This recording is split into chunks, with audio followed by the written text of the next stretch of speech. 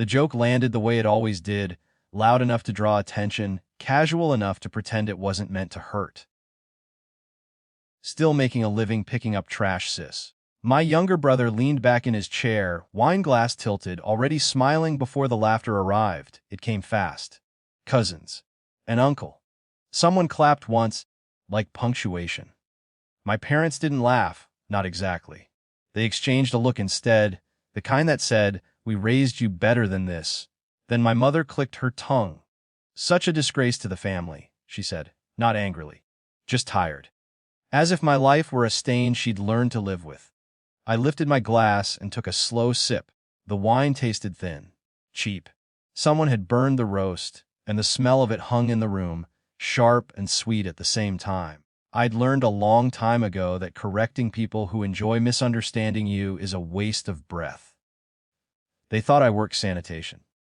They'd seen the uniform once, borrowed, oversized, reflective strips catching the early morning light.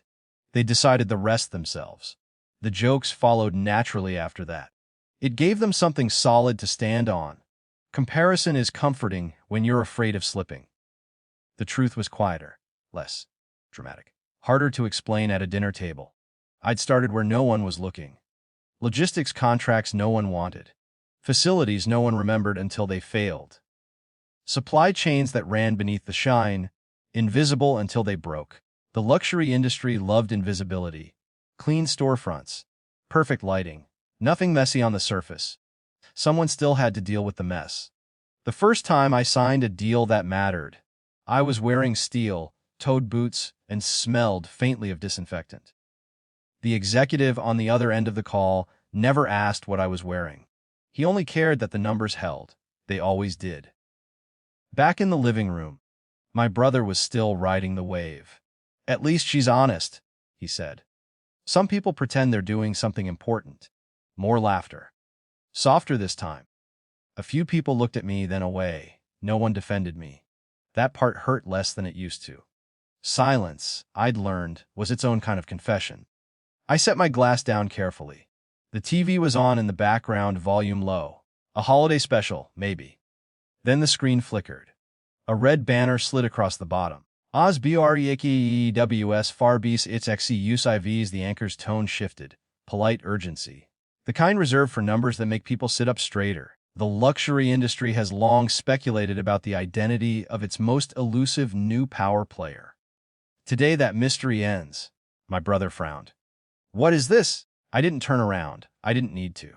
The young CEO, behind a rapidly consolidating network of high-end supply and distribution firms. With an estimated net worth of $2.7 billion, she has never appeared publicly until now.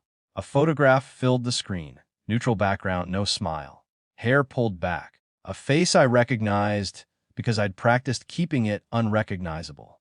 The room went very quiet. I heard glass crack before it shattered. Red wine spilled across the floor like something alive. My brother's voice came out thin. "W, what is that?" No one answered him. My parents stood at the same time. My mother's hand went to her mouth, not in horror, but calculation. My father leaned closer to the screen, squinting, as if proximity might change what he was seeing. The anchor kept talking. Verified holdings, strategic acquisitions, words like a disruptive and unprecedented. None of it felt personal. It wasn't meant to. I picked up my glass again. It was empty now. I hadn't noticed when I'd finished it. Someone whispered my name. Not a question. A test. I didn't respond. Power doesn't always arrive with noise. Sometimes it's just the removal of doubt. My brother looked at me then. Really looked. Not as a punchline. Not as a comparison. His mouth opened, closed. He took a step toward me and stopped, like he'd reached the edge of something invisible. "You," he said. "You lied." I considered that, then shook my head. "I didn't explain," I said quietly. It was the only sentence I offered. The room felt smaller after that, as if the walls had shifted inward, pressing everyone closer to their own thoughts. My parents tried to speak at the same time. My mother reached for my arm and thought better of it. My father asked questions that weren't questions at all, just attempts to regain orientation. I listened. I nodded once or twice. I didn't clarify timelines or correct assumptions. I didn't say how long it had taken or what it had cost. None of that mattered now. What mattered was that the story they'd built no longer held. I left early. Before dessert. Before apologies could turn into negotiations. Outside, the air was cold and clean.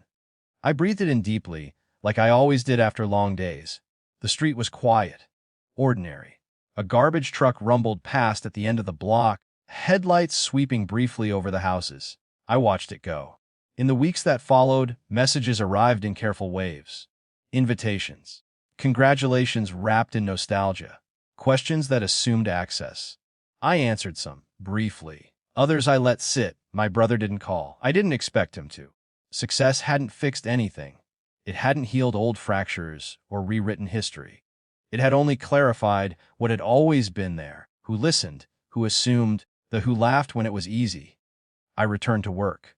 To contracts and margins and the quiet satisfaction of systems that held. I stayed unseen when it suited me, appeared when it was necessary. Dignity, I'd learned, wasn't about being recognized. It was about not needing to be.